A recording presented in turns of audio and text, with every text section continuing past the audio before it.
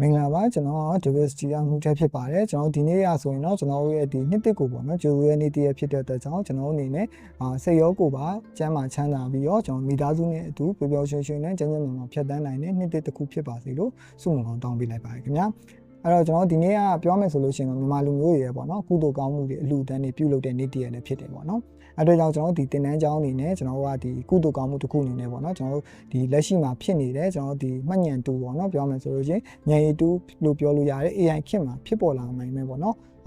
်ပြောင်းလဲတွေနဲ့စံတန်မှုတတ်မှတ်ချက်တွေအကြောင်းကိုကျွန်တော်ဒီယုံကြည်မှုရှိရှိနဲ့ပေါ့နော်ပြင်ဆင်နိုင်အောင်လို့ကျွန်တော်တို့ဒီနေ့ဝင်ပြပြီးတော့မှာဖြစ်ပါတယ်အဲ့လိုဝင်များနေရာမှာကျွန်တော်တို့ဒီဥပမာဆိုကျွန်တော်တို့ဒီပြောကြရပေါ့နော်ကျွန်တော်ဒီ tokenization လို့ပြီးတော့ machine learning လို့နောက်ပြီးတော့ transformer architecture စသဖြင့်ပေါ့နော်ကျွန်တော်ဒီလူနည်းပညာနဲ့ပတ်သက်တဲ့အကြောင်းအရာတွေကိုကျွန်တော်ဦးစားပေးမပြောဘဲနဲ့ကျွန်တော်ဒီလူတိုင်းလက်တွေ့အသုံးချနိုင်မယ်ပေါ့နော်အကြောင်းအရာလေးတွေကိုပဲကျွန်တော်အဓိကထားပြီးတော့ဒီနေ့မှာပြောပြပေးပါမှာဖြစ်ပါတယ်ပေါ့နော်အဲ့တော့ကျွန်တော်တို့ဒီအကြောင်းအရာတွေကိုစပြီးတော့မပြောပြခင်မှာကျွန်တော်အနေနဲ့ဒီပထမအဆုံးပေါ့နော်ကျွန်တော်လက်ရှိမှာဒီအရွေးမှာပေါ့နော်ဘယ်နေရာမှာကျွန်တော်ရှိနေရဆိုတဲ့ဟာကိုသိရဖို့အတွက်ကိုကျွန်တော်ဒီအမေရိကန်နိုင်ငံမှာရှိရဲကျွန်တော်ဒီသုတေသနနဲ့ပေါ့နော်အကြံပေးလုပ်ငန်းဖြစ်တဲ့တစ်ခုဖြစ်တဲ့ Gartner ရဲ့ပေါ့နော် Hype Cycle ဆိုရဲဒီ cycle လေးပေါ်မှာမူတည်ပြီးတော့ကျွန်တော်တို့ရှင်းပြပြီးတော့မှာဖြစ်ပါတယ်အရင်ဆုံးပေါ့နော်အဲ့တော့ပထမဆုံးအနေနဲ့ဆိုရင်ကျွန်တော်တို့ကဒီနေပညာတစ်ခုပေါ့နော်ထွက်လာတိုင်းမှာကျွန်တော်တို့အနေနဲ့အချက်အဆင့်ပေါ့နော်ကျွန်တော်တို့ဒီ9ဆင့်ကိုပေါ့နော်ဖြတ်တန်းရတယ်အဲ့တော့အဆင့်9ဆင့်ကဘာလဲဆိုတဲ့အခါကျတော့ပထမဆုံးနေပညာအသစ်တစ်ခုထွက်လာမယ်ပြီးသွားတဲ့အခါကျရင်ကျွန်တော်အဲ့ဒီပညာနဲ့ပတ်သက်လို့ကျွန်တော်တို့ကဒီ expectation ပေါ့နော်မျှော်မှန်းချက်တွေဘာတွေလုပ်နိုင်မယ်ဘာတွေဖြစ်မယ်ဆိုရဲဖောင်းပွားလာတယ်ပေါ့နော် expectation တွေများပြားလာတဲ့အဆင့်ဖြစ်မယ်တတိယအဆင့်ကကြတော့ပြောမယ်ဆိုလို့ရှိရင်ပြောမယ်ဆိုရှိပြီးသားပေါ့နော်ဘယ်ဟာတွေရောဖြစ်နိုင်တယ်ဘယ်ဟာတွေရောမဖြစ်နိုင်ဘူးဆိုရဲကျွန်တော်တို့ကအချက်တွေကိုပို့ပြီးတော့သိမြင်လာတဲ့အဆင့်ဖြစ်မယ်သူ့ရဲ့ limitation တွေကိုသိမြင်လာတဲ့အဆင့်ဖြစ်မယ်အဲ့တော့သဒုတ္တအဆင့်တွေကကြတော့အဆင့်တွေအချက်တွေပေါ့ဒီလက်တွေ့ပေါ့နော်တုံးပြနိုင်တဲ့အချက်တွေပေါ့မိကိုပြီးတော့ production တွေပေါ့နော်ပြောရမယ်ဆိုလို့ရှိရင်ထုတ်ကုန်တွေဝန်ဆောင်မှုတွေကိုစတင်ထုတ်လုပ်မယ်ပေါ့နော်ပြီးသွားပြီဆိုရင်တော့အဲ့လိုထုတ်ကုန်တွေဝန်ဆောင်မှုတွေကတယောက်နဲ့တယောက်အဲ့လိုမျိုးအတစ်တွေထုတ်လုပ်ရင်းရနေတာပဲအားလုံးအတွက်ပေါ့နော်ဒီတိုင်းပြောစံတတ်မှတ်ချက်တစ်ခုအနေနဲ့ဖြစ်လာတဲ့အဆင့်ပေါ့နော်အဲ့တော့ဒါကတော့ကျွန်တော်ပြောမယ်ဆို Gartner ရဲ့ Hype Cycle ပေါ်မှာမူတည်ပြီးတော့ဖြတ်တန်းရတဲ့အဆင့်5ဆင့်ပေါ့အဲ့တော့လောလောဆယ်မှာကြတော့ကျွန်တော်ရဲ့ဒီအခု AI ကပြောမယ်ဆိုလို့ရှိရင်တော့အဆင့်1နဲ့အဆင့်3ကြားပေါ့နော်ပြောမယ်ဆို expectation တွေများပြားလာတဲ့အဆင့်နဲ့သူ့ရဲ့လက်တွေ့ဖြစ်နိုင်တဲ့စွမ်းအားပေါ့နော်ဘယ်လောက်ထိပဲဖြစ်နိုင်တဲ့အစွဲအတိုင်းတာရဲ့ဂျားကာလာဖြစ်တယ်ပေါ့နော်အဲ့တော့ဒါကပြောမယ်ဆိုစတင်ပြီးတော့ကျွန်တော်အနေနဲ့စတင်လေ့လာဖို့အတွက်ဆိုရင်ကျွန်တော်အကောင်းဆုံးချိန်လို့သတ်မှတ်လို့ရတယ်။ဘာဖြစ်လို့အကောင်းဆုံးချိန်လို့သတ်မှတ်လို့ရလဲဆိုတဲ့အခါကျတော့ကျွန်တော်က expectation တွေနဲ့နည်းလာပြီးတော့ပြောမယ်ဆိုတကယ် reality solution တွေကပို့ပြီးများပြားလာတဲ့အဆင့်ဖြစ်တယ်လို့မျိုးဖြစ်တယ်လို့နောက်ထပ်ပေါ့နော် enlighten ဖြစ်ပြီးတော့ product တွေကိုထုတ်လုပ်မဲ့အဆင့်တွေနဲ့မဝေးတော့တဲ့အချိန်ကာလတစ်ခုမှာရောက်ရှိနေတယ်ပေါ့နော်။ဘာဖြစ်လို့လဲဆိုတဲ့အခါကျတော့ဒီ expectation တွေက sunlight ဖြစ်သွားပြီးတော့ enlighten ဖြစ်သွားတဲ့အချိန်ကျရင်အဲ့မှာ opportunity အသစ်တွေပွင့်လာအဲ့တော့အချိန်အတွက်ကိုကျွန်တော်ကအခုချိန်တွေကမပြင်ဆင်ထားဘူးဆိုတဲ့အခါမျိုးမှာကြာရင်အစောဆုံးပြောတော့ဒီ wave မှာမပါဝင်နိုင်တဲ့ခါကျတော့ကျွန်တော်ရဲ့ profit တွေ opportunity တွေကအများကြီးရှိမှာမဟုတ်နိုင်ဘူးပေါ့နော်အဲ့တော့ကြောင့်ကျွန်တော်ဒီအချိန်ကပြောမယ်ဆိုလို့ရှိရင်ကျွန်တော်တို့အတွက်ကိုအကောင်းဆုံးအချိန်ကာလတစ်ခုလို့ကျွန်တော်ပြောလို့ရတယ်ပေါ့အဲ့တော့ဒါကျွန်တော်တို့ပြောမယ်ဆိုလို့ရှိရင်ဒီ AI နဲ့ပတ်သက်တဲ့စံတန်မှုပြောင်းလဲချက်တွေကိုပေါ့နော်ကျွန်တော်မဝေမျှခင်မှာကျွန်တော်တို့အနေနဲ့ဘယ်လိုအချိန်တွေမျိုးမှာကျွန်တော်တို့ဒီ wave မှာရောက်နေလဲဆိုတာလေးကိုကျွန်တော်အရင်ဆုံးရှင်းပြပေးရဖြစ်ပါတယ်အဲ့တော့ကျွန်တော်တို့ဒီပထမဆုံးပေါ့နော်ကျွန်တော်ဒီနေ့မှာဆိုရင်တော့စံတန်မှုပြောင်းလဲမှုပေါ့နော်ကျွန်တော်ဒီပြောင်းလဲမှု၄မျိုးကြောင့်ကိုကျွန်တော်မျှဝေပေးသွားမှာဖြစ်တယ်ပေါ့နော်အဲ့တော့ကျွန်တော်တို့ဒီပထမဆုံးမျှဝေပေးမယ့်ပြောင်းလဲချက်ကကြတော့ဘာဖြစ်မလဲဆိုတဲ့အခါကျတော့ကျွန်တော်တို့ကဒီ knowledge နဲ့ပေါ့နော်ပြောမယ်ဆိုဘဝတုတ္တရေးနဲ့ကျွန်တော်ပညာရေးစနစ်တွေရဲ့စံတန်မှုပြောင်းလဲချက်ပေါ့အဲ့တော့အဲ့ဒါကြတော့ဘာကိုပြောရလဲဆိုတဲ့အခါကျတော့ AI ကကြတော့ကျွန်တော်တို့ရဲ့ဒီပေါ့နော်ကျွန်တော်ရဲ့ဒီသိရှိရဲ့ပေါ့အကြောင်းအရာတွေအချက်လက်တွေကိုကျွန်တော်တို့ကလူတိုင်းလက်လန်းမီအောင်လုပ်ပေးတယ်နောက်တစ်ခုကျတော့ပညာချတယ်အဲ့တော့အဲ့ဒါကိုနားလည်အောင်ကျွန်တော်ပြောရမယ်ဆိုလို့ရှိရင်အရင်အဆိုရင်ကျွန်တော်တို့ကတစ်ခုခုကိုလေ့လာဖို့အတွက်ပေါ့နော်တစ်ခုအကြောင်းအရာတစ်ခုကိုလေ့လာဖို့ပဲဖြစ်ဖြစ်ပြောမှလှုပ်ဆောင်ဖို့ပဲဖြစ်ဖြစ်အချိန်အားဖြင့်ဆိုရင်တရက်တန်ဒီဖြစ်စေ2ရက်တန်ဒီယူရတဲ့အလုပ်တွေကို AI ကိုအသုံးချပြီးလုပ်မယ်ဆိုရင်ကျွန်တော်တို့အနေနဲ့က15မိနစ်နဲ့ဒါမှမဟုတ်15မိနစ်နဲ့ပြီးနိုင်တယ်တနားရီတွင်းနဲ့ပြီးနိုင်တယ်စသဖြင့်ပေါ့နော်အချိန်အားဖြင့်ကျွန်တော်တို့ကပြောင်းလဲမှုတွေကပို့ပြီးတော့မြန်ဆန်နဲ့ပေါ့နော်ပို့ပြီးတော့ဖြစ်လာတယ်နောက်တစ်ခု app ကြောင့်ပြောရမယ်ဆိုလို့ရှိရင်အရင်ကအချိန်မပေးနိုင်ဘူးပေါ့နော်လူတွေကဥပမာအချိန်မပေးနိုင်အောင်အလုပ်ကြောင့်အချိန်မပေးနိုင်အောင်မလေးလာနိုင်တဲ့လူတွေကအလုပ်ဒီတိုင်းပေါ့နော်အချိန်ပိုနေတဲ့လူတွေနီးတူပဲပို့ပြီးတော့လေးလာမှုအားတွေပို့ပြီးအားကောင်းလာမယ်ပို့ပြီးတော့လက်လန်းမိလာမယ်ပေါ့နော်အဲ့တော့အလွယ်တကူလေးလာနိုင်လာတဲ့အလွယ်တကူလက်လန်းမိလာတဲ့လက်လန်းမိလာနိုင်တယ်ပေါ့နော်ဒါ AI ကနေပြီးတော့အဲ့တော့နောက်ထပ်ဥပမာတစ်ခုအနေနဲ့ဆိုရင်ကျွန်တော်ကဘာဖြစ်မလဲဆိုတဲ့အခါကျတော့ तू က ကျွန်တော်အရင်ကဆိုရင် content တွေပေါ့နော်ကျွန်တော်ဒီအကြောင်းအရာတွေပုံတွေစာတွေဒီတခြင်းတွေဗီဒီယိုတွေပေါ့နော်အဲ့ဒါတွေကိုကျွန်တော်တို့ဖန်တီးဖို့အတွက်ဆိုတက်ဆိုင်ရာကျွမ်းကျင်ကျွမ်းကျင်တဲ့လူတွေကိုပေါ့နော်ပြောမယ်အနံရကျွန်တော်အလုပ်သွားရတယ်ဒါပေမဲ့ AI ခက်ကိုရောက်လာတဲ့အခါမှာပြောမှကြာဥပမာဆိုဓာတ်ပုံတွေဆိုရင်အရင်ကဆို shutter software ရဆိုအခုလောလောဆယ်ဒီ shutter soft photo တွေက generate လုပ်လာနိုင်တဲ့အဆင့်ကိုရောက်နေပြီ market တွေဆိုလဲထုံနေလောက်အောင်မယ်အဲ့တော့နောက်ပြီးတချင်းနဲ့ပဲနောက်ပြီးကြောင့် video စသဖြင့်ပေါ့နော်ကျွန်တော်ကဟိုပြန်ညာချတယ်လူတိုင်းလက်လန်းမိရဆိုတာကြောင့် professional level တခုတော့မဟုတ်ဘူးဒါပေမဲ့လက်ခံနိုင်လောက်တဲ့ level တခုကိုရောက်ရှိလာတယ်အဲ့အတွက်ကြောင့်ကျွန်တော်ပြောရမယ်ဆိုလို့ရှိရင်တော့လူတိုင်းလက်လန်းမိလာနိုင်တယ်လို့ပြောလို့ရတယ်အဲ့တော့အဲ့အချက်တွေကိုပြန်ကြည့်မယ်ဆိုလို့ရှိရင်တော့ AI ကပြောမယ်ဆိုကျွန်တော်တို့ရဲ့အရင်ကတတ်မှတ်ထားတဲ့ knowledge နဲ့ပတ်သက်တဲ့အကြောင်းအရာတွေကိုသူကပြော knowledge တွေ skill နဲ့ပတ်သက်တဲ့အယူဆတွေစံတန်မှုပြောင်းလဲချက်တွေကိုသူကပြင်းပြပေါ့နော်ဖြစ်အောင်လုပ်လိုက်တဲ့အတွက်ကြောင့်ကျွန်တော်အရင်ကတန်ဖိုးထားတဲ့အရာတွေကရှေ့လျှောက်မှာအပြောင်းလဲတွေဖြစ်လာမှာဖြစ်တယ်ပေါ့နော်အဲ့တော့ဒါပေမဲ့လည်းတနည်းအားဖြင့်ပြောလို့ဆို AI လောကမှာပြောတာတခုရှိရပေါ့နော်အဲ့ဒါကကြတော့ big data gonna be small data gonna be big ပေါ့ပြောမယ်ဆိုရင်လူတိုင်းလွယ်လွယ်နဲ့လေးလာနိုင်တဲ့ဥမာစာအုပ်တွေပြောမယ်ဆိုဗီဒီယိုတွေကတစ်ဆင့်လေးလာနိုင်တဲ့အရာတွေပေါ်မှာကျွန်တော်တို့ကမိခိုထားလို့မရဘူးဘာလို့လဲဆိုတော့အခုလိုမျိုးကျွန်တော်ကပြောခဲ့ example လိုပဲအဲ့ချက်တွေကို AI ကျွန်တော်တို့ထပ်ပို့ပြီးတာလွန်လှုပ်ဆောင်နိုင်တယ်ဒါပေမဲ့ AI တာလွန်မလှုပ်ဆိုင်နိုင်တဲ့ဟာတွေကတော့သူက AI က data များတဲ့အချက်တွေမှာဆိုရင်စွမ်းဆောင်မှုအားကောင်းတယ်ဘာဖြစ်လို့ S data တွေပေါ်မှာမူတည်ပြီးသူကသူ့ရဲ့ဒီ intelligence ပေါ့နော်သူ trainer ဖြစ်တဲ့အတွက်ကြောင့် foundation model တွေပေါ်မှာမူတည်ပြီး trainer ဖြစ်တဲ့အတွက်ကြောင့်သူကအဲ့အရာတွေပေါ်မှာအားကောင်းတယ်ဒါပေမဲ့ AI ကလေးလာမှုကနည်းတယ်တဦးတယောက်ချင်းဒါမှမဟုတ်အဖွဲ့အစည်းတစ်ခုချင်းနယ်ပယ်တစ်ခုချင်းစီနဲ့တီးတက်ဆိုင်တယ်ကိုယ့်ရဲ့ experience ပေါ့နော်ပြောမယ်ဆိုရင်ဖြတ်တန်းလာတဲ့အတွေ့အကြုံတွေပေါ်မှာမူတည်ပြီးသိရှိလာတဲ့ဒီအသိဉာဏ်တွေအမျှော်မြင်နေကြရင် AI မှာမရှိနိုင်အဲ့အတွက်ကြောင့်ကျွန်တော်တို့က small data connect ပြီးပေးဆိုတာကြတော့အဲ့လိုမျိုး personalize ဖြစ်တဲ့တဦးတယောက်ချင်းနဲ့ဆိုင်တဲ့အချက်အလက်တွေအသိဉာဏ်တွေကပို့ပြီးတော့တန်ဖိုးရှိလာမယ်ပေါ့နော်အဲ့အတွက်ကြောင့်ကျွန်တော်တို့ကနောက်ပိုင်းမှာကြာရင်အကြောင်းအရာတွေကိုသိရှိတယ်ဆိုတာချက်သိရှိတယ်ငါဘယ်လောက်ကြီးသိရပေါ့နော် walking Wikipedia လို့ခေါ်တယ်ငါအကုန်သိရဆိုတာမျိုးဆိုတာတက်ငါဒီအောင်ဘယ်လောက်နားလဲဘယ်အချိန်ဘယ်လိုနေရာမှာဘယ်လိုအသုံးပြုရမလဲဆိုတဲ့ဟာကမှပို့ပြီးတော့ပြောမယ်ဆိုရင်ဉာဏ်အမျိုးမြင်နဲ့ပတ်သက်တယ်ပေါ့နော်အဲ့တော့အသိပညာနဲ့ဉာဏ်အမျိုးမြင်နဲ့ကဓာတ်ရဲ့အချိုးကျမလို့အဲ့တော့အဲ့အကြောင်းအရာနဲ့ပတ်သက်ပြီးအသေးစိတ်သိရှိခြင်းနေဆိုတော့ကျွန်တော်တို့ဒီအရင်ကပေါ့နော်လွန်ခဲ့တဲ့နှစ်လောက်ဇွန်လလောက်ကပေါ့နော်ရေးထားခဲ့တဲ့စောင်းပါလေးရှိရပေါ့နော်အသိပညာအချက်လက်တွေနဲ့ဉာဏ်မျိုးမြင်ကြောင်းကျွန်တော်တို့မျှဝေထားလေးရှိရဆိုတော့အဲ့ဒါနဲ့ပတ်သက်ပြီးတော့ဖတ်ကြည့်လို့ရတယ်ပေါ့နော်အဲ့တော့လောလောဆယ်မှာဆိုတော့ဒီအရွေးကိုကျွန်တော်တို့ပြောမယ်ဆိုလို့ရှိရင်နားလေအောင်ပြောမယ်ဆိုလို့ရှိရင်တော့ဘယ်လောက်သိရဆိုတာတက်ဘယ်လောက်နားလေဘယ်လောက်အသုံးချနိုင်နေဆိုတာပို့ပြီးတော့အရေးကြီးလာမှာဖြစ်တယ်အဲ့ဒါကြောင့်ကျွန်တော်ပထမဆုံးအနေနဲ့ဆိုရင်တော့ကျွန်တော်ဒီအရွေးကြောင့်ဒီပြောင်းလဲမှုကြောင့်ကျွန်တော်တို့အနေနဲ့ကဒီပညာရေးနဲ့ပေါ့နော်ကျွန်တော်တို့ဒီလောက်တာဈေးကွက်တွေမှာအများကြီးအပြောင်းလဲတွေဖြစ်လာမယ်ဆိုတာကိုကျွန်တော်တတိထားဖို့လိုရတယ်အဲ့တော့ကျွန်တော်နောက်ပိုင်းကိုယ့်ရဲ့မိသားစုတွေကိုယ့်ရဲ့သားသမီးတွေကိုပေါ့နော်ပြောမယ်ဆိုတင်တဲ့အခါမျိုးမှာလည်းဒါချက်တာဖြစ်ဆိုတဲ့ဟာမျိုးဆိုတာတဲ့သူတို့လေ့လာတဲ့ဟာတခုကိုအသေးစိတ်ပေါ့နော်ပြောအသေးစိတ်ဆိုတော့ဘလို့အလုပ်လုပ်လဲဆိုတာတေချာနားလဲပေါ့ပို့ပြီးတော့အရေးကြီးလာရဲဆိုတာကိုကျွန်တော်ဝင်းမြပေးချင်ပါတယ်ပေါ့နော်အဲ့တော့ဒါကျွန်တော်ရဲ့ဒီ AI နဲ့ပတ်သက်ပြီးတော့ပထမဆုံးပြောင်းလဲမှုတန်မှုပြောင်းလဲမှုတစ်ခုဖြစ်တယ်ပေါ့နော်အဲ့တော့ကျွန်တော်အနေနဲ့ပေါ့နော်ကျွန်တော်ဒီဒုတိယမြောက်ပြောင်းလဲမှုပုံစံကကြတော့ကျွန်တော်ဘာဖြစ်မလဲဆိုတဲ့အခါကျတော့ကျွန်တော်ရဲ့ဒီအချိန်တွေအားစိုက်ထုတ်မှုတွေအရေးသွေးတွေနဲ့ဆိုင်တဲ့တန်ဖိုးတွေပြောင်းလဲလာမှာဖြစ်တယ်ပေါ့နော်အဲ့တော့ဘယ်လိုဟာမျိုးဥပမာပြောရမလဲဆိုတဲ့အခါကျတော့အရင်ကဆိုရင်ပေါ့နော်ကျွန်တော်တို့ကအရေးသွေးတစ်ခုခုပေါ့နော်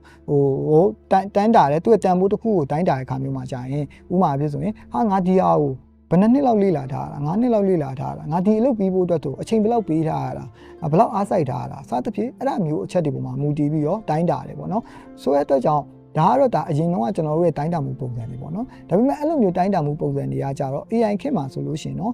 ပြောင်းလဲလာမှာဖြစ်တယ်ပေါ့နော်အဲ့တော့ဥပမာအဖြစ်ကျွန်တော်ဥပမာတစ်ခုပေးရမယ်ဆိုလို့ရှိရင်အခုဆိုလောဆယ်ပါပေါ့နော်အင်တာနက်မှာ popular ဖြစ်နေတဲ့ Studio Ghibli ရဲ့ပေါ့နော်ကျွန်တော်တို့ဒီ style တွေရှိတယ်အဲ့တော့ style တွေနဲ့ပတ်သက်တယ်ဆိုရင်ဒီ studio ကနေပြီးတော့ပေါ့နော်လုပ်တဲ့ဒီ animation ဘက်ကွက်ပေါ့နော်ဥပမာဆို4စက္ကန့်စာ animation ဇာတ်လမ်းပြကွက်တစ်ခုကိုသူကတစ်နှစ်နဲ့3လလောက်အချိန်ယူပြီးတော့လုပ်ရရဲဆိုတဲ့ပေါ့နော်သူရဲ့ဒီ documentary ထဲမှာ NHK ကလွှင့်တဲ့ documentary ထဲမှာဆိုရင်ကျွန်တော်လေ့လာနိုင်တယ်ဒါပေမဲ့အခုလောလောဆယ်မှာဆိုလို့ရှိရင်4စက္ကန့်သာဆိုရင်ကျွန်တော်ကဥပမာဆိုရင်frame ပေါင်း100နီးပါးလောက်ရှိတယ်ဆိုပေမဲ့လည်းကျွန်တော်က F ထဲက frame တစ်ခုလောက်ကိုကျွန်တော်က second ပိုင်းတွင် minute ပိုင်းတွင်ကျွန်တော်ဖန်တီးနိုင်တဲ့အနေအထားတစ်ခုကိုကျွန်တော်ရောက်ရှိလာဖြစ်တယ်ပေါ့နော်အဲ့တော့အရင်ကပြောခဲ့တဲ့အချိန်တွေဒီ quality တစ်ခုပေါ့နော်လူတွေလက်ခံနိုင်လောက်တဲ့ quality တစ်ခုအတွက်ပေးရတဲ့အချိန်ကတန်ဖိုးတစ်ခုအတွက်ပေးရတဲ့အချိန်ကပြောင်းလဲတွေအများကြီးဖြစ်လာဖြစ်တယ်ပေါ့နော်အဲ့တော့ကျွန်တော်အရှင်းမပြောခဲ့သလိုပဲလွယ်လွယ်ကူနဲ့အဲ့လိုမျိုး big data ဖြစ်တဲ့ဟာတွေကပြောမယ်ဆိုလို့ရှိရင်အစားထိုးဝင်ရောက်လာမှာဖြစ်တဲ့အတွက်ကြောင့်ကျွန်တော်အနေနဲ့နောက်ပိုင်းမှာဒီအရွေးအတွက်ပြင်ဆင်ထားတဲ့ဆိုရင်ကျွန်တော်အနေနဲ့က personalized context ဆိုတဲ့ awareness solution လို့ခေါ်တယ်။ဘာဖြစ်လို့လဲဆိုတော့လူတဦးတယောက်ချင်းစီရဲ့နေရာဒေတာနဲ့ဆက်ဆက်ပုံမှာလိုက်ပြီးတော့ဖြည့်ရှင်းနိုင်တဲ့ဖြည့်ရှင်းချက်တွေကပို့ပြီးတော့ရေးပါလာမယ်။ဆိုတော့ဒီအရွေးမှာပေါ့နော်ဒီပြောင်းလဲမှုမှာဆိုရင်အဲ့ဒါကြောင့်အဲ့အချက်ကိုကျွန်တော်တို့ကအဲ့လိုပြောင်းလဲမှုတွေပြင်ဆင်ဖို့အတွက်ဆိုရင်အချက်၃ချက်ကိုကျွန်တော်တို့ကလှုပ်ဆောင်နိုင်တယ်ပထမတစ်ခုကကြတော့ကျွန်တော်တို့ရဲ့အရှိမပြောခဲ့သလိုပဲကျွန်တော်တို့ရဲ့ဒီ small data ပေါ့နော်ပြောမယ်ဆိုကျွန်တော်တို့ရဲ့သက်ဆိုင်တဲ့ knowledge တွေကိုကျွန်တော်တို့က digest လုပ်ရမယ်digest ဆိုတာကြတော့တေချာလေးကြည်ညက်နားလည်အောင်လုပ်ရမယ်တန့်စင်ရမယ်ပြီးွားတဲ့ခါကျရင်အဆုံးသက်ပေါ့နော်ကောင်းသုံးသက်ချက်ကိုထုတ်ရမယ်အဲ့တော့အဲ့ဒါတွေကဘယ်လိုမျိုးလုပ်လို့ရလဲဆိုတဲ့အခါကျတော့ကျွန်တော်တို့အနေနဲ့ကကြတော့အရင်ဆုံး note taking တွေလုပ်လို့ရကျွန်တော်တခုကိုလေ့လာမယ်ဆိုလို့ရှိရင်အရင်ဆုံး notion လို့ပါလို့မှာပေါ့နော်မှတ်တဲ့အလေးချင်းတွေကျွန်တော်တို့လုပ်ရမယ်အဲ့ပြီးတော့အဲ့ notion ကမှတ်ထားတဲ့ data ကကြတော့သူက raw ဖြစ်တယ်အစီအစဉ်ကြားနာမှုမရှိဘူးအစီအစဉ်ကြားနာမှုမရှိတဲ့ data တွေကိုပြန်ပြီးတော့သစင်ချင်းစီဖြစ်အောင်လို့ကျွန်တော်တို့က mind mapping ထုတ်တဲ့ဟာမျိုးကြီးလုပ်ရမယ်အဲ့တော့ mind mapping ထုတ်တဲ့ဟာကျရင် digest ဖြစ်သွားပြီအဲ့မဲ့ digest ဖြစ်နေပေမဲ့လည်းအစီအစဉ်ဟိုမှာအစီအစဉ်မကြားတဲ့ဟာတွေကအဲ့မှာသစင်ချင်းစီရှင်းတော့ပေါ်အစီအစဉ်ကြာသွားမယ်အဲ့တော့ပို့ပြီးနားလဲလာမယ်ဒါပေမဲ့အဲ့ဒါဘာကြောင့်လဲဘာအတွက်လဲဘယ်လိုကြောင့်သုံးပြရဆိုတဲ့အကြောင်းအရာတွေကို resolute လို့ခေါ်တဲ့ရှင်းလင်းချက်သုံးသက်ချက်မထုတ်ရသေးဘူးအဲ့တော့အဲ့အဆင့်အထိကို mind map ထုတ်တဲ့ဟာကို resolute လုပ်ရမယ်အဲ့တော့အဲ့လိုမျိုး data ကို profile ပေါ့နော်ကျွန်တော်တို့ရဲ့လုံးဝကို contextualize ဖြစ်တဲ့ဒီပေါ့နော်ဆက်ဆက်နေတဲ့အကြောင်းအရာတွေတေချာနားလည်နိုင်တော့ဒီကျွန်တော်တို့ကလေးလာတဲ့အခါမျိုးမှာအဲ့လိုလေ့ကျင့်တွေကိုလုပ်ရမယ်ပေါ့နော်ဆိုတော့ဒါနဲ့ပတ်သက်ပြီးတော့ဘယ်လိုမျိုးအသေးစိတ်လုပ်လဲဘယ်လိုမျိုး categorize လုပ်လဲဆိုတာတွေရောကျွန်တော်နောက်ပိုင်းဗီဒီယိုလေးမှာကျွန်တော်မျှဝေရလေးလုပ်ပေးပါမယ်ပေါ့နော်ဒါပေမဲ့လောလောဆယ်မှာဆိုပထမအချက်အနေနဲ့ဆိုရင်တော့ data လို့စနစ်တကျ create လုပ်ရမယ်ဒုတိယတစ်ချက်အနေနဲ့ဆိုရင်ကျွန်တော်တို့ကဘာလုပ်ရမလဲဆိုတဲ့အခါကျတော့အခြေခံအကြောင်းအရာတွေကိုကျွန်တော်တို့ကပိုင်းနိုင်သိအောင်လို့ကျွန်တော်တို့ကကြိုးစားရမယ်ဘာဖြစ်လို့လဲဆိုတဲ့အခါကျတော့ကျွန်တော်ကဒီ paradigm ဆိုတာကြောင့်စံတတ်မှတ်ချက်တွေကိုပြော paradigm shift ဆိုတာကြောင့်စံတတ်မှတ်ချက်တွေပြောင်းလဲမှုလို့ပြောလို့ရတယ်ပေါ့နော်အဲ့တော့စံတတ်မှတ်ချက်တွေပြောင်းလဲမှုဆိုတာစံတတ်မှတ်ချက်ဆိုတာကကျွန်တော်တို့ကဘယ်ဘာသာရပ်မှာမဆိုစံတတ်မှတ်ချက်ကိုလေ့လာရဆိုရင်အောက်ဆုံးအလွှာစံတတ်မှတ်ချက်ကတရိကံတစ်ခုဆိုရင်ပေါ့နော်ကျွန်တော်တို့ကဒီသူ့ရဲ့အောက်အလွှာမှာဆိုလို့ရှိရင်ကျွန်တော်တို့ရဲ့ဒီလူတွေရဲ့အမှုအကျင့်တွေတန်ဖိုးတတ်မှတ်ချက်တွေယုံကြည်မှုတွေကိုဘာသာရေးပေါ့နော်အဲ့ဒါတွေနဲ့ပတ်သက်တဲ့အချက်တွေပေါ်မှာမူတည်ပြီးတက်ဆိုင်ရာဘာသာရေးလိုက်သူကပြောမယ်ဆိုရင်အတုံးဝင်တဲ့အချက်တွေကိုပြန်ပြီးတော့စုထားတဲ့စံတန်မှုတတ်မှတ်ချက်တွေဖြစ်တယ်အဲ့တော့စံတတ်မှတ်ချက်တစ်ခုကနေနောက်တစ်ခုကိုပြောင်းနိုင်မှာဒီအတုံးဝင်အောင်လုပ်ထားတဲ့ foundation level ကပြောင်းလဲမှုအများကြီးမရှိဘူးအဲ့ဒါကြောင့်သူ့ရဲ့ပြောင်းလဲမှုတစ်ခုကနေနောက်တစ်ခုကိုသုံးသပ်နိုင်ဖို့အတွက်ဆိုရင်အစံတတ်မှတ်ချက်တွေရဲ့အောက်မှာရှိတဲ့ foundational level ရဲ့ element တွေဘာတွေကိုကျွန်တော်ကအခြေခံတွေကိုကျွန်တော်ကကြည်ညက်သိဖို့လိုရတယ်အဲ့ဒါမှသာကျွန်တော်ကအရှိမဘာဖြစ်မလဲဆိုတော့သိချင်တယ်ဆိုရင်နောက်မှာဘာဖြစ်ခဲ့လဲဆိုရဲဘာရှိခဲ့လဲဆိုတဲ့အကြောင်းအရာတွေတေချာသိတော့မှကျွန်တော်တို့အနေနဲ့သုံးသပ်မှုတွေလုပ်လာနိုင်မယ်ပို့ပြီးနားလည်နိုင်မယ်ပို့ပြီးတော့ပြောင်းလဲလာနိုင်ဖြစ်တယ်ပေါ့နော်အဲ့ဒါကြောင့်ကျွန်တော်တို့ဒီဒုတိယကျွန်တော်တို့ပြင်ဆင်လာနိုင်တဲ့ဒီပြောင်းလဲမှုနဲ့ပတ်သက်လို့ဒုတိယပြင်ဆင်နိုင်တဲ့အချက်ကကြတော့ကျွန်တော်တို့အနေနဲ့ကကြတော့ဒီပြောင်းမယ်ဆိုလို့ရှိရင်ကျွန်တော်ဒီခုနပြောရတဲ့ကျွန်တော်ဒီအခြေခံအချက်တွေကိုကျွန်တော်ကကြည်ညက်သဘောပေါက်အောင်လုပ်ရမယ်အဲ့ဒါမှာ paradigm shift တစ်ခုဖြစ်တိုင်းမှာကျွန်တော်အနေနဲ့ကြောက်နေကြမလို့ပဲねကျွန်တော်တို့ရဲ့သူ့ရဲ့ shift က nature တွေ narrative တွေကိုကျွန်တော်ပို့ပြီးတော့ခံမှန်းလာနိုင်တယ်เนาะအဲ့ဒါကြောင့်ကျွန်တော်အခြေခံအပြောင်းလဲတွေကနှစ်ထောင်နဲ့ချီတောင်းနဲ့ချီအောင်ပြောင်းလဲမှုတွေမရှိဘူးပေါ့เนาะဒါတော့ကျွန်တော်ဒီတေချာလေးလာမယ်ဆိုရင်တော့ကျွန်တော်တွေ့ရှိနိုင်တယ်အဲ့တော့ဒါကတော့ဒုတိယချက်ဖြစ်တယ်တတိယချက်အနေနဲ့ကကြတော့ဗာလဲဆိုတဲ့အခါကျတော့ကျွန်တော်အနေနဲ့ကကြတော့သုံးသက်နိုင်စွမ်းနဲ့ရတာခံစားနိုင်စွမ်းကိုမြင့်တင်အောင်သုံးသက်နိုင်စွမ်းဆိုတာကြတော့ AI မှာဆိုလို့ရှိရင်ကျွန်တော်အခုက reasoning model ပေါ်နေပြီပေါ့နော် reasoning model ပေါ်လာတယ်သုံးသက်နိုင်တဲ့ဟာမျိုးရှိလာဒါပေမဲ့ဘယ်လောက်ပဲသူမှ reasoning model တွေအားကောင်း AGI လို့ပြောရဲကျွန်တော်ဒီ artificial generalized intelligence လို့ပြောရဲလူတစ်ယောက်ကဲ့သို့စဉ်းစားနိုင်ဖို့အတွက်ကိုစဉ်းစားနိုင်ုံနဲ့မကဘူးကျွန်တော်လက်တွေ့အသုံးချနိုင်မှုအတွက်ကိုအများကြီးလိုအပ်နေသေးတယ်တကယ်တမ်း realistically ပြောမယ်ဆိုရင်ပေါ့နော်လက်တွေ့မှာဒါကလည်းဘာဖြစ်လို့လဲဆိုတော့ hardware ရတော့လကောင်း software ရတော့လကောင်းနောက်တစ်ခုကျတော့စွမ်းရင်ပေါ့နော် energy ရတော့လကောင်းသူ့မှာ constraint တွေ limitation တွေအများကြီးရှိနေသေးတယ်ပေါ့နော်လောလောလတ်အခြေအနေတစ်ခုမှာအဲ့တော့ဘယ်လောက်ပဲ high နေ reasoning level ဘယ်လောက်ပဲကောင်းတာဆက်တွေးခေါ်နိုင်စွမ်းနဲ့သုံးသက်နိုင်စွမ်းတွေမှာကြာရင်လူတွေထက်ဆိုင် AI ကလက်ရှိမှာရောမဝေးတဲ့ပေါ့နော်နောက်9နှစ်လောက်အတွင်းတော့ကျွန်တော်တို့ကလိုအပ်ချက်တွေအများကြီးရှိနေသေးတယ်ပေါ့နော်ဆိုင်ရာလိုက်ပေါ့နော်အဲ့တော့ကြောင့်ကျွန်တော်တို့အနေနဲ့ကကြတော့ကျွန်တော်ရဲ့ဒီတစ်ခုချင်းစီကိုပေါ့နော်သုံးသက်နိုင်စွမ်းတွေကိုပို့ပြီးအားကောင်းအောင်လုပ်ရမယ်နောက်တစ်ခုကကြတော့ taste ပေါ့နော်ပြောမယ်ဆိုရတာခံစားနိုင်စွမ်းရတာခံစားနိုင်စွမ်းက AI မှာလုံးဝမရှိဘူးအဲ့တော့ဒါကပြောမယ်ဆိုလူတွေဖြစ်တာလူသားဖြစ်တည်မှုရဲ့အရေးသွေးတစ်ခုပဲပေါ့နော်အဲ့တော့ဒါက AI မှာမရှိတဲ့အချက်တစ်ခုပဲအဲ့တော့အဲ့လိုမျိုးသုံးသက်နိုင်စွမ်းနဲ့ရတာခံစားနိုင်စွမ်းကိုမြင့်တင်ရမယ် အဲ့တော့ဘယ်လိုမြင့်တင်မလဲဆိုတဲ့အခါကျတော့ကျွန်တော်တို့ကဒီသုံးသက်နိုင်စွမ်းရသခံနိုင်စွမ်းနေရာဘိုင်းနဲ့သက်ဆိုင်နေဆိုလူကျွန်တော်တို့ဒီလူပုဂ္ဂိုလ်တွေနေရာဒေသတွေယဉ်ကျေးမှုတွေအဲ့ဒါတွေပေါ်မှာမူတည်ပြီးတော့လူတွေရဲ့အကြိုက်တွေအရသာခံစားနိုင်စွမ်းတွေရသခံစားနိုင်စွမ်းတွေကမတူညီကြအောင်ဆိုအဲ့ဒါကိုတီးဖို့အတွက်ဆိုကျွန်တော်တို့ကဒီပြောင်းလဲလာတဲ့တမိုင်းတွေကျွန်တော်တို့ဒီသက်ဆိုင်ရာပေါ့နော်တမိုင်းတွေစံတန်မှုသတ်မှတ်ချက်တွေကိုကျွန်တော်တို့လေ့လာပေါ့နော် history ကိုလေ့လာမယ်အဲ့လိုလေ့လာခြင်းအပြင်ကျွန်တော်တို့က AI နဲ့မတူတဲ့ရသခံစားနိုင်စွမ်းတွေအပြောင်းလဲကိုပြောမယ်ဆိုရင်contextual ပေါ့နော်ဖြစ်တဲ့ဒီတဦးတယောက်ချင်းစီနဲ့ personalize ဖြစ်တဲ့အကြောင်းအရာတွေကိုဖန်တီးပြုလုပ်နိုင်မှာဖြစ်တယ်ပေါ့နော်အဲ့တော့ဒီအချက်၃ချက်ကတော့ပြောမယ်ဆိုလို့ရှိရင် personalize contextual awareness ကို solution တွေကိုထုတ်ပေးနိုင်ဖို့အတွက်ကိုကျွန်တော်တို့ကပြုလုပ်နိုင်တယ်ပေါ့နော်ကျွန်တော်အချက်တစ်ချက်ဖြစ်တယ်ပေါ့နော်ဆိုတော့ဒါကျွန်တော်ရဲ့ဒီဒုတိယအချက်တစ်ခုဖြစ်တယ်ကျွန်တော်တို့ဒီအားစိုက်ထုံးမှုတွေကျွန်တော်တို့ဒီတန်ဖိုးတွေနောက်တစ်ခုကျတော့ကျွန်တော်အရေးအသွေးနဲ့ပတ်သက်တဲ့ပြောင်းလဲမှုမှာကျွန်တော်တို့ရဲ့ပြင်ဆင်နိုင်တဲ့ကျွန်တော်ရဲ့ပြင်ဆင်မှုတစ်ခုဖြစ်တယ်ပေါ့နော်အဲ့တော့ကျွန်တော်အနေနဲ့ဒီတတိယပြောင်းလဲမှုကကြတော့ကျွန်တော်ကကြတော့ဒီခေတ်ရည်စည်းကြောင်းနဲ့ကြာမြင့်ချိန်တွေပြောင်းလဲလာတာအဲ့တော့ကျွန်တော်ဒီလေးလာမှုတွေကိုပြန်ကြည့်မယ်ဆိုလို့ရှိရင်ကျွန်တော်ကစကားပြောတတ်တာပေါ့နော်လူတွေစားပေါ်တွေကစကားပြောတတ်တယ်ဆိုတာကစကားဘာသာစကားနဲ့ပြောတယ်ဆိုတာကကြတော့နှုတ်ပေါ့နော် orality ကပြောတယ်ဆိုတာကနှစ်တန်းပေါင်း1.85တန်းပေါ့နော်ပြောမယ်ဆို2တန်းကြီးပါလောက်ရှိဒါပေမဲ့ကျွန်တော်တို့ဒီရေးမှတ်မှုတွေပေါ့နော်ဥပမာနေရန်စေးပကြီးတွေရေးမှတ်မှုတွေကတစင်းဆက်တွေ့တာကြတော့ကျွန်တော်6000ပြောမယ်ဆိုလို့ရှိရင်ကျွန်တော်ဒီ6000ပေါ့နော်တမိုင်းလို့စပြောရမယ်ဆိုရင်တော့6000လောက်တည်းက6000လောက်ကမှစတယ်အဲ့လိုမျိုးပြန်ပြီးတော့ ratio ချကြည့်မယ်ဆိုလို့ရှိရင်ဒီစကားပြောတာကနေပြီးတော့ဒီရေးသားမှုကိုပြောင်းဖို့အတွက်က3.35ရာခိုင်နှုန်းလောက်ပဲရှိပါတော့100ရာခိုင်နှုန်းလောက်မပြည့်တဲ့ကာလအတွင်းမှာကျွန်တော်ရဲ့ဆက်သွယ်မှုတွေကပြောင်းလဲလာဖြစ်တယ်ဒါပေမဲ့အဆက်လေမှု100ရာခိုင်နှုန်းလောက်မပြည့်လိုက်တဲ့အချိန်ရဲ့နောက်ပိုင်းမှာကျွန်တော်ဒီဥပမာတရုတ်ပြည်ကနေပြီးဆိုင်လုံလို့ပါ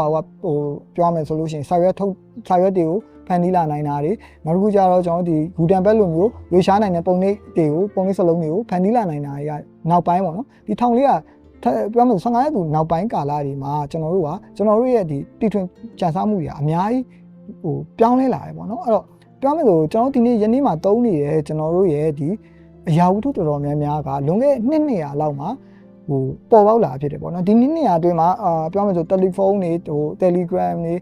တွေရေဒီယိုတွေ television တွေ internet တွေစသဖြင့်ပေါ့နော်ပြောင်းလဲမှုအများကြီးဖြစ်နေပြီဖြစ်တယ်ပေါ့နော်အဲ့တော့အဲ့လိုမျိုးပြောင်းလဲမှုတွေဖြစ်တဲ့အလက်မှာအလျောက်ကျွန်တော်ရဲ့အသက်မွေးဝမ်းကြောင်းတစ်ခုရဲ့ကြာချိန်ကလည်းပြောင်းလဲလာတယ်အဲ့တော့ခေတ်စီကြောင်းကြာချိန်ကဘယ်လိုပြောင်းလဲလာလဲဆိုတော့ကျွန်တော်အဖိုးဖွားလက်ထက်ကဆိုရင်အသက်ပညာတစ်ခုကအနှစ်20လောက်ထိသုံးလို့ရတယ်ကျွန်တော်အဖေမေလက်ထက်ကကျတော့10နှစ်လောက်ထိသုံးလို့ရတယ်ကျွန်တော်တို့ internet ID ခေတ်မှာကျတော့9နှစ်လောက်ထိသုံးလို့ရတယ်ဒါပေမဲ့ကျွန်တော်တို့ဒီသားသမီးတွေခေတ်မှာကြာရင်ဒီ AI ခေတ်မှာဆိုရင်သူက2နှစ်ခွဲကနေ6လလောက်ထိကိုယုံနေသွားမယ်ဆိုပြီးတော့ကျွန်တော်တို့ကသုံးသပ်ထားကြရပေါ့နော်ပညာရှင်တွေကအဲ့တော့ကျွန်တော်ဒီအတွက်ကြောင့်ကျွန်တော်ဒီအရွေးမှာဆိုလို့ရှိရင်ကျွန်တော်တို့အတွက်အရေးကြီးရဲ့skill set နှစ်ခုရှိတယ်အဲ့ဒါဘာလဲဆိုတော့ပထမတစ်ခုကကြတော့ပြောမယ်ဆိုလို့ရှိရင် scale acquisition ပြောမယ်ဆိုလို့ရှိရင်မတူညီတဲ့ scale တွေကိုမြန်မြန်ဆန်ဆန်နဲ့တင်ယူနိုင်စွမ်းရှိရမယ်နောက်တစ်ခုကကြတော့ transferable scale ပေါ့ပြောမယ်ဆိုပြောင်းလဲဒီကိုတင်ထားတဲ့ဒီ scale တွေကိုမတူကိုယ့်ရဲ့ဆက်ဆက်နေတဲ့နယ်ပယ်မှာပြောင်းလဲအသုံးချနိုင်အောင်အဲ့တော့ဒီနှစ်ချက်ကပြောမယ်ဆိုလို့ရှိရင်ကျွန်တော်တို့ဒီလာမဲ့ပေါ့နော်ဒီ AI အရွေးမှာဆိုရင်အရေးကြီးရဲ့ပြင်ဆင်ထားဖို့အတွက်အရေးကြီးရဲ့ဒီ skill set နှစ်ခုဖြစ်တယ်ပေါ့နော်အဲ့ဒါကြောင့်ကျွန်တော်အရင်ကဆိုရင် designer ဆိုရင်ဘာမလုပ်ရဘူးဓာတ်ပုံဆရာဆိုဘာမလုပ်ရဘူးဆိုတာတွေထက်ကိုယ့် professional ဒီ industry ပေါ်မှာပြောမယ်ဆို overview ပေါ့နော်ဒီအပေါ်ကြီးကနေပြီးတော့နားလည်နိုင်အောင်ဆက်ဆက်နေရလို့အရင်ဆုံးစူးစမ်းရမယ်အဲ့လိုစူးစမ်းဖို့လည်းတင်ယူဖို့က AI ခေတ်မှာပို့ပြီးတော့အများကြီးလွယ်ကူလာပြီပေါ့နော်အဲ့လိုစူးစမ်းပြီးရင်လည်းဒီဟာတွေကိုဆက်သုံးသပ်နိုင်အောင်လို့ကျွန်တော်တို့စူးစမ်းရမယ်မြင်မြန်ဆန်ဆန်နဲ့ပြီးတော့သူ့ရဲ့ essence ပေါ့နော်သူ့ရဲ့ဒီဟာဘယ်နေရာမှာဆိုရင်တုံးလိုက်ရင်တော့ဘာဖြစ်မယ်ဆိုရင်မတူညီရဲ့ရှုထောင့်တွေကိုပုံမြင်လာနိုင်တယ်ဒါ AI မှာဆိုရင်တော်တော်အားနည်းတဲ့အချက်ပဲဘာဖြစ်လို့လဲဆိုတော့ AI ရဲ့ဒီ model ပေါ့နော် foundational model ရဲ့တည်ဆောက်တဲ့ပုံစံ data store လုပ်တဲ့ပုံစံ processing လုပ်တဲ့ပုံစံတွေကဒီအချက်တွေမှာအခုလောလောဆယ်မှာအများကြီးအားကောင်းမှုမရှိဘူးအဲ့တော့မတူညီရဲ့ဒီလိုမျိုး sector တွေကိုပူးပေါင်းပြီးတော့ creative thinking တွေလောက်လာနိုင်တယ်ဆိုရင်တော့ကျွန်တော်တို့ကဒီအရွေးမှာပေါ့နော်ပို့ပြီးတော့ဒီပြောမယ်ဆို progressive ဖြစ်လာတဲ့အရွေးမှာပို့ပြီးတော့အားကောင်းကောင်းနဲ့ဖြည့်ရှင်းလာနိုင်မှာဖြစ်တယ်ပေါ့နော်ဆိုတော့ဒါကတော့ကျွန်တော်တို့ရဲ့ဒီ AI အပြောင်းလဲရဲ့တတိယမြောက်အချက်ဖြစ်တယ်ပေါ့နော်အဲ့တော့ကျွန်တော်ဒီနောက်ဆုံး AI ရဲ့ဒီပြောင်းလဲမှုပုံစံကကြတော့ဘာဖြစ်မလဲဆိုတဲ့အခါကျတော့စံတန်မှုပြောင်းလဲချက်ကကြတော့ပြဿနာတွေကိုဖြေရှင်းတဲ့ပုံစံတွေသတင်းချက်လက်တွေကိုရယူတဲ့ပုံစံတွေပြောင်းလဲလာတယ်အဲ့တော့ဘယ်လိုမျိုးလဲဆိုတဲ့အခါကျတော့ကျွန်တော်အရင်ကဆိုရင်အကြောင်းအရာတစ်ခုကိုသိချင်တယ်ဆိုရင်ကျွန်တော် Google ကိုရင်ရှာတယ် Google ပြီးတော့မှတက်ဆိုင်ရာ website တွေကမှတဆင့်ချင်းစီသွားရပေါ့နော်အဲ့တော့ပြောရမယ်ဆိုလို့ရှိရင်တော့ကျွန်တော်တို့ကprocess base ပေါ့နော်တဆင့်ချင်းဒီသွားတဲ့ base ကနေပြီးတော့ goal base ကိုရောက်လာ goal base ကကြောင့်ဘယ်လိုမျိုးလဲဆိုတော့ကျွန်တော်တို့ကြည့်ရကြဥမာငါပါသိကျင်နေဆိုရင် ChatGPT ကိုသွားမိလိုက်ရုံပဲချက်ချင်းသိရတယ်အဲ့တော့ကျွန်တော်ရဲ့ဒီ behavior ပြောမယ်ဆို consumer level မှာဆိုရင်တော့ပြောင်းလဲလာတာပြောမယ်ဆိုရင်ပို့ပြီးတော့ convenient ဖြစ်လာရဆိုပေမဲ့ဒီ convenient ဖြစ်လာတဲ့အချက်ကိုကျွန်တော် creator တွေ designer တွေ programmer တွေအနေနဲ့လည်းပို့ပြီးတော့ဒီချက်ကိုတတိထားဖို့လိုအပ်တယ်။ဘာဖြစ်လို့လဲဆိုတဲ့အခါကျအရင်ကဆိုရင်ကျွန်တော်တို့က UI တွေကတစ်ဆင့်ပေါ့နော် user interface ကတစ်ဆင့်ရင်းစီသွားရတယ်။ဒါပေမဲ့ကျွန်တော်တို့ဒီအခုပြောင်းလဲလာတဲ့ behavior ပုံမှာမူတည်ပြီးတော့အပြုတ်မှုပုံမှာမူတည်ပြီးတော့ပြောရမယ်ဆိုလို့ရှိရင်တော့ဒီ UI တွေကိုယ်တိုင်ကအသားအစီရဖြစ်လာတယ်။အဲ့တော့ပြောမယ်ဆိုဒီအခုပြောင်းလဲလာတဲ့ generation မှာဆိုလို့ရှိရင်လူတွေကချက်ချင်းသိကျင်လာရဲ့ကိုကဥပမာအရင်ကဆိုရင်သူက solution ကိုကိုကသွားရှာရတယ်။ဒါပေမဲ့အခုလောလောဆယ်အချိန်ဒီမှာဆို solution ကကိုယ့်ရဲ့လက်ထဲမှာအနည်းဆုံးမှာရှိနေပြီဖြစ်တယ်ပေါ့နော်အဲ့တော့ကြောင့်ကျွန်တော်တို့ဒီ UI တက်စာရင်ကျွန်တော်ကဥပမာပြောရမယ်ဆိုလို့ရှင် AI UX တွေလို့ပေါ့နော်ပြောရမယ်ဆို AI နဲ့ UX pattern တွေAI နဲ့ပေါ့နော်ပြောရမယ်ဆို AI UX pattern တွေ AH လို့ခေါ်တဲ့ agentic experience တွေနောက်တစ်ခုကကြတော့ကျွန်တော်တို့ဒီပြောရမယ်ဆို agentic experience တွေပြီးသွားတဲ့ခါကျရင်ကျွန်တော်တို့ဒီ conversational design တွေစသဖြင့်ပေါ့နော်ကျွန်တော်တို့ဒီပြောင်းလဲလာတဲ့ကျွန်တော်တို့ဒီလိုမျိုးအခုဒီ goal based behavior pattern တွေကိုကျွန်တော်တို့အနေနဲ့ကကြတော့ designer တွေဖြစ်ခဲ့မယ်ဆိုလို့ရှိရင်ဒါမှမဟုတ်လေတက်ဆိုင်ရာ level မှာဖြစ်ခဲ့ဆိုရင်ကိုယ်နဲ့တက်ဥမာပတ်သက်တဲ့ပေါ့နော် level ဖြစ်ခဲ့ဆိုရင်ကျွန်တော်သတိထားဖို့လိုအပ်တယ်ဥပမာအဖြစ်ဆိုရင်ဥမာ marketing မှာဆိုရင်အရင်ကဆို SEO လို့ပါဟိုကအရေးကြီးတယ် SEO ဆိုတာ search engine optimization ပေါ့နော်ဥပမာ Google လိုနေရာမျိုးကနေပြီးရှာလိုက်မယ်ဆိုရင်အပေါ်ဆုံးမှာကိုယ့်ရဲ့ဒီလုပ်ငန်းတွေကိုကြလာအောင်လို့စွမ်းဆောင်နေဘာသာရဲလို့ပြောလို့ရတာပေါ့ဒါပေမဲ့အခုလောလောဆယ်မှာလူရဲ့ behavior ပြောင်းသွားတယ်အဲ့လို Google ကရှာနေပြီးတော့ဥပမာ ChatGPT ကိုတွားမိလိုက်ပြီအဲ့ဒါကြောင့်ကျွန်တော်ကအခုလောလောဆယ်မှာဆို SEO ဆိုတာ GEO ဆိုပြီးတော့ Generative Engine Optimization ဆိုပြီးတော့ trend တွေဥပမာ robot.txt လို့ပါလို့ trend တွေစက်ပေါ်လာပြီဖြစ်တယ်ပေါ့နော်အဲ့ဒါကြောင့်ကျွန်တော်တို့ကဒီအရွေးနဲ့ဒီ behavior ပြောင်းလဲမှုတွေကိုတိဖို့ဆိုရင်ဥပမာအရင်လိုမျိုး UI တွေပေါ်မှာပို့ပြီးတော့ focus ထားနေရမျိုးတဲ့ experience ပေါ်မှာ agentic experience တွေ AI UX experience တွေပေါ်မှာပို့ပြီးတော့လေ့လာဖို့ဥပမာ mental model တွေ cognitive mental model လူတွေဆုံးဖြတ်တဲ့ပုံစံတွေ decision making model တွေပြီးတော့အခါကျရင် contextual knowledge တွေစသဖြင့်ပေါ့နော်အဲ့ဒါနဲ့ပတ်သက်တဲ့အကြောင်းအရာတွေကိုကျွန်တော်ပို့ပြီးတော့လေ့လာအားစိုက်ဖို့လိုတယ်လို့ကိုယ့်ရဲ့ designer အနေနဲ့လည်းကိုယ့်ရဲ့တက်ဆိုင်တဲ့knowledge ပြီးပေါ့နော်ချိန်လာတဲ့ပေါ်မှာမူတည်ပြီးတော့ပြင်ဆင်ထားဖို့လိုရယ်ဆိုတာကိုကျွန်တော်အသိပေးချင်ပါတယ်ဝင်ပြပေးချင်ပါတယ်အဲ့တော့ဒါကတော့ကျွန်တော်ရဲ့ဒီAI နဲ့ပတ်သက်ပြီးတော့ပေါ့နော် AI ရဲ့သဘောတဘာဝတွေအကြောင်းပြောင်းလဲလာတဲ့ paradigm shift လို့ခေါ်တဲ့စံတန်မှုပြောင်းလဲချက်တိတာထင်ရှားရပေါ့နော်စံတန်မှုပြောင်းလဲမှု၄ခုကိုကျွန်တော်မျှဝေပေးတာဖြစ်ပါတယ်အဲ့တော့ကျွန်တော်ရဲ့ဒီမျှဝေမှုကတော့ဒီလောက်ပဲဖြစ်ပြီးတော့ကျွန်တော်ဒီနောက်ထပ်လည်းပို့ပြီးတော့ပေါ့နော်ဒီအရွေးမှာပို့ပြီးတော့အကျိုးရှိပြီးတော့အသုံးဝင်တဲ့မျှဝေမှုတွေကိုမျှဝေပေးနိုင်အောင်ကျွန်တော်ကြိုးစားသွားပါမယ်အဲ့တော့ဒီထိလည်းကြည့်ပြီးတဲ့အတွက်အားလုံးကိုကျေးဇူးပါအဲ့တော့နှစ်သက်မှာကျွန်တော်စိတ်ရောကိုယ်ပါပျော်ရွှင်ချမ်းသာပြီးတော့ကျွန်တော်မိသားစုနဲ့အတူတူနေထွေးထွေးပျော်ရွှင်နဲ့နေရနှစ်သက်တစ်ခုကိုပိုင်ဆိုင်နိုင်ပါစေလို့ကျွန်တော်ဆုမွန်ကောင်းတောင်းပေးလိုက်ပါတယ်အားလုံးပဲကျေးဇူးတင်ပါတယ်ခင်ဗျာ